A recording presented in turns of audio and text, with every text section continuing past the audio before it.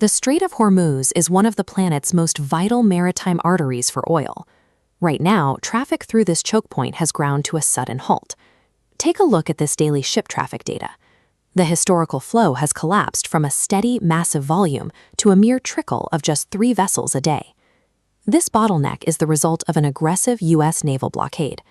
American forces are now actively boarding and redirecting commercial vessels like this one, specifically to cut off Iran's ability to export its oil.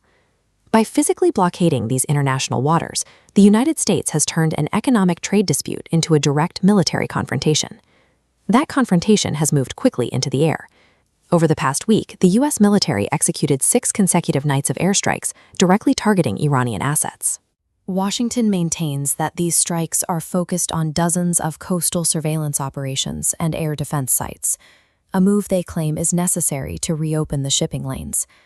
However, instead of securing the waterway, the reliance on airstrikes has created a situation where every move by the U.S. is now met with an immediate, dangerous, and kinetic response from Iran.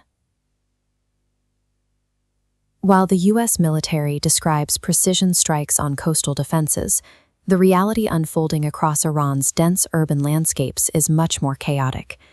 This chart shows the rapid spike in casualties reported by the Iranian Health Ministry, with at least 38 dead and over 400 injured in just 1 week. Iranian officials report the damage includes 5 bridges, an airport, and a railway station. The mounting civilian toll and the loss of essential infrastructure are now driving the Iranian government to strike back to show they cannot be intimidated. In response to the blockade and the airstrikes, Iranian forces have mobilized for a counteroffensive that reaches well beyond their own borders. This map shows the first wave of that retaliation. Iranian forces launched direct attacks on U.S. military facilities stationed in Kuwait, Bahrain, and Jordan.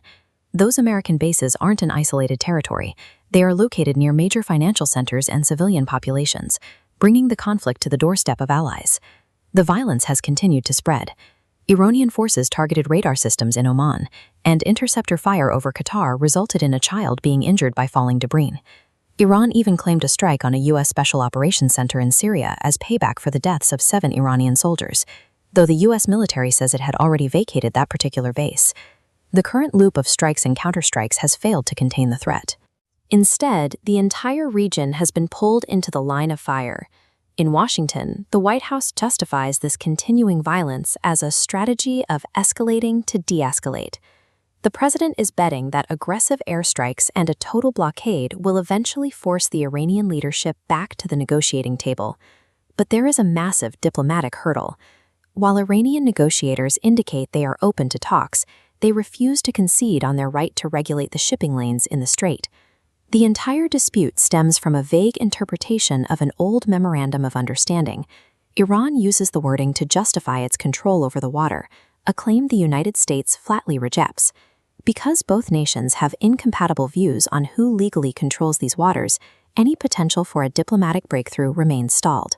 So far, the use of military force has not secured the concessions on shipping rights that Washington is holding out for. Iranian leadership remains deeply dug in, viewing any compromise under the pressure of airstrikes as a total surrender of their sovereignty.